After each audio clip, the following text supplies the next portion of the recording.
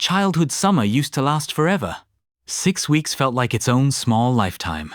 New places, new friends, new rules, whole days that seemed to stretch out longer than they had any right to. You could get bored on a Tuesday afternoon in July and still have what felt like an entire season left to fill.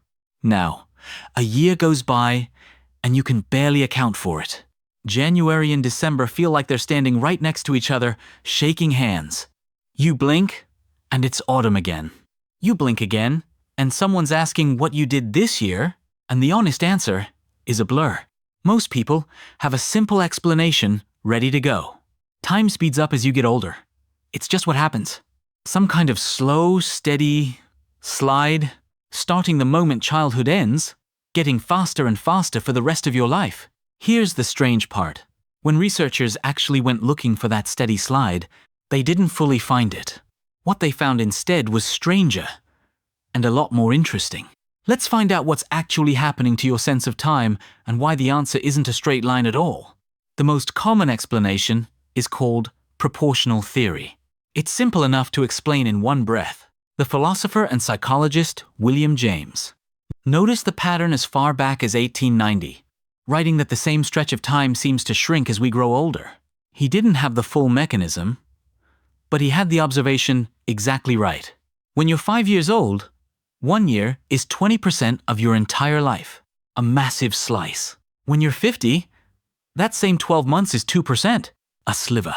The philosopher Paul Janet proposed the mathematical version back in 1897, sometimes called log time. Each year, mathematically, becomes a smaller fraction of everything you've lived so far. So it feels shorter, purely by comparison, the same way a single dollar feels different added to $10 than added to $1 million. It's tidy. It's satisfying. And it's only part of the story. Because proportional theory can't explain something else almost everyone has noticed. Why a 2-week holiday somewhere new can feel enormous while you're planning it, and yet, looking back, feel like it took up more space in your memory than the 3 months before it combined. There's an even stranger flip side to this. While it's actually happening, a good holiday often feels like it flies by. You blink, and you're on the flight home. But months later, when you try to remember that same trip, it stretches out enormous, full of detail, somehow bigger in memory than it felt in the moment. Researchers call this the holiday paradox. Time speeding up while you live it, then expanding once you look back. Proportional theory, on its own, has nothing to say about that at all. For that, you need a different piece of the puzzle. Your brain doesn't record experience like a video camera running at a constant frame rate. It records selectively, a genuinely new experience. A new city, a first day, a first kiss, a job you've never done before, gets recorded in rich, high-resolution detail. Every texture, every small decision, every unfamiliar smell or sound or turn in the road, your brain treats it as important. Because, evolutionarily, new situations are exactly the ones worth remembering. The ones that might contain a threat, an opportunity, or something you'll need again. A routine experience, the drive to work, the same grocery store, the 40th Tuesday that looks like the other 39, gets almost nothing. Your brain already knows what a Tuesday is. It stores a faint trace, barely more than a label, and moves on to conserve its own effort. Novelty even appears to trigger neurogenesis, the actual growth of new brain cells, particularly in a region tied closely to memory, forming fresh structure specifically to hold fresh memory. Routine doesn't get that treatment at all. It runs on cells already built for something else. Think about how differently you remember your first week in a new role compared to your 50th. The first week, every hallway, every name, every small procedure felt like it mattered enough to hold on to. By the 50th, the same hallway barely registers as you walk through it. Nothing about the building changed. What changed was whether your brain still thought it was worth writing down. Childhood isn't slow because children remember more in some vague, general sense. It's slow because almost everything in it is happening for the first time. There is no this again when you're 5. There's only this is happening over and over all day. By adulthood, most days are a lap around a familiar track. The structure is recognizable before it even starts. January starts, work resumes. Summer goes, The same December returns, right on schedule. And here's where the story gets genuinely dramatic. In 2007, neuroscientist David Eagleman at Baylor College of Medicine wanted to test a very specific claim. People in life-threatening situations, car accidents, falls, near misses, often report that time slowed down. Slow motion? Like a film reel, every detail crystal clear. Eagleman wanted to know if that was real. Was the brain actually processing faster in danger? Or was something else going on entirely? He built a device, a wrist-mounted display, flashing numbers too quickly to normally read, faster than the eye could consciously track under ordinary conditions. If time really slowed down during fear, people should suddenly be able to read them, the same way a hummingbird's wings become readable in slow-motion footage. Then he took volunteers up 150 feet on a structure built specifically for controlled freefall, strapped them into a harness, and dropped them backward into open air toward a safety net far below. Genuinely terrifying. Eagleman tested it on himself first, more than once, before asking anyone else to try it. If perception genuinely sped up during terror, people should have been able to read those flashing numbers clearly, as if the world itself had slowed to accommodate them. They couldn't. Not one participant read the numbers any better than a control group standing safely on the ground, wrist strapped to an identical device.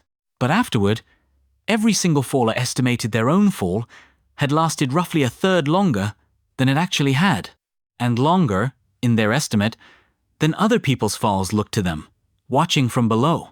Nothing had sped up in the moment. Nothing had gotten sharper, or slower, or clearer while it was happening. Something had been recorded more richly, after the fact. Time hadn't slowed down. Memory had thickened. The exact same mechanism behind a forgettable Tuesday and an unforgettable 6 weeks of childhood was hiding inside a 150-foot freefall the whole time, just running at a much higher intensity. Here's where it gets interesting. If richer encoding explains why childhood feels long, you'd expect a clean, steady curve time speeding up more and more. The older you get, no exceptions, no surprises. In 2024, psychologist Ruth Ogden of Liverpool John Moores University and her colleagues decided to actually test that. Not with a freefall tower this time, but with a straightforward, almost old-fashioned method. They surveyed over 1,000 people in the UK and more than 600 in Iraq, asking a simple question. Does Christmas feel like it arrives faster every year? Does Ramadan? Two completely different calendars, two completely different cultures, the same underlying question. The overwhelming majority said yes. 76% in the UK, 70% in Iraq, for a completely different holiday, in a completely different culture, confirming this wasn't some quirk of one country's calendar or climate. But then came the twist almost nobody expected, buried in Ogden's own data. Age was not a significant predictor of the effect in either country. Not weakly, not partially, not once the researchers controlled for it. The stronger predictors were how much someone enjoyed the event, how well their memory for upcoming plans functioned, and simply how much attention they paid to the passage of time at all. A 25-year-old paying close attention and dreading an upcoming deadline could feel time accelerating just as sharply as someone twice their age, coasting comfortably through a quiet year. The steady slide most people assume isn't steady. It isn't even reliably about age. And there's a further twist, buried in the research on the very elderly. Past roughly 75, several studies find the trend doesn't continue. It reverses. Time, for many people in advanced old age, starts to feel like it's moving more slowly again, not faster. If the story were really a straight line, accelerating forever, that reversal shouldn't exist at all. There's one more piece worth knowing, more speculative than the rest, but genuinely interesting. Some researchers have looked at metabolic rate itself, how quickly your body and your nervous system burn through energy. Younger bodies, generally, run a little hotter, a little faster. The idea is that a faster metabolism might mean your brain is sampling the world in slightly finer slices, more mental frames packed into each second, similar to how different animals, with wildly different metabolic rates, appear to experience the passage of time at different resolutions from each other. As metabolism slows with age, this theory suggests, so does the sampling rate, which could mean fewer of those slices per objective second, and, subjectively, a faster feeling world. It's a smaller piece of the puzzle than novelty and memory, and the research here is far less settled. But it's a reminder that the sensation probably isn't coming from any single source at all. So, what's actually going on? The clearest current answer isn't one single cause. It's what researchers call temporal landmarks. Small disruptions to routine that give your memory something worth filing away. A new job, a move, an unfamiliar city for a single weekend. Each one plants a flag in your memory, a marker your brain can use later to measure how much time has passed. Adult life, for many people, simply produces fewer of these flags. Not because the brain is failing, but because routine, by definition, doesn't plant any. Ask most adults to describe last March in detail, and they'll struggle. Ask them to describe the March they moved house, started a new job, or traveled somewhere they'd never been, and the details arrive almost instantly. The smell of the new hallway, the specific conversation on the first day, the exact weather on the drive down. Same length of time. Wildly different amount of memory attached to it. Weeks blur together precisely because nothing about them was different enough to remember. There's a chemical piece too, sitting underneath all of it.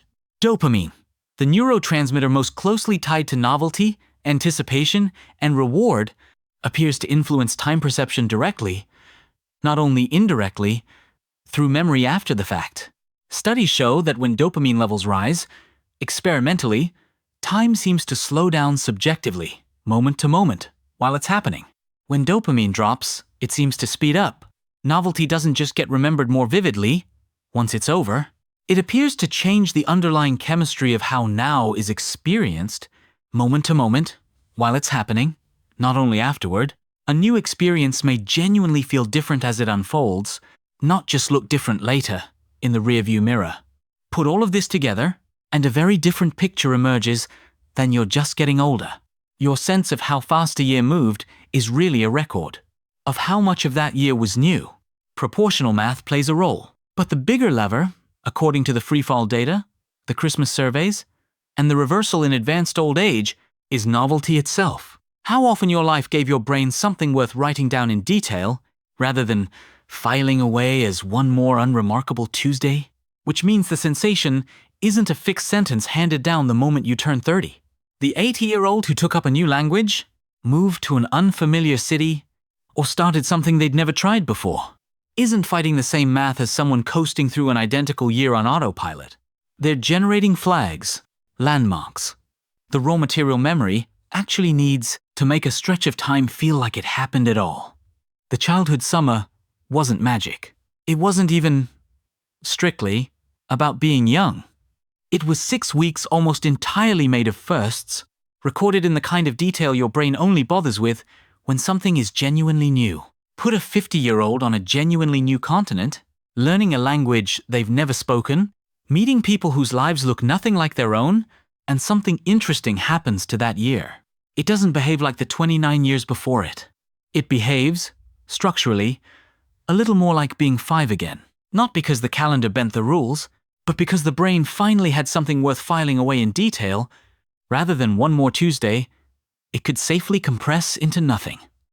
That's the part the "you're just getting older" story leaves out entirely.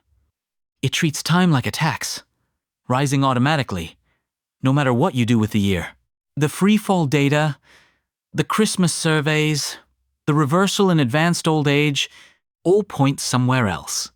Toward a mechanism that cares far less about your birth certificate than it does about how much of your year was actually new. You can't get back the 20%. The math of proportional theory isn't going anywhere. But the part of this that was never really about your age at all, the novelty, the landmarks, the flags planted in an otherwise blank year, that part was never off the table.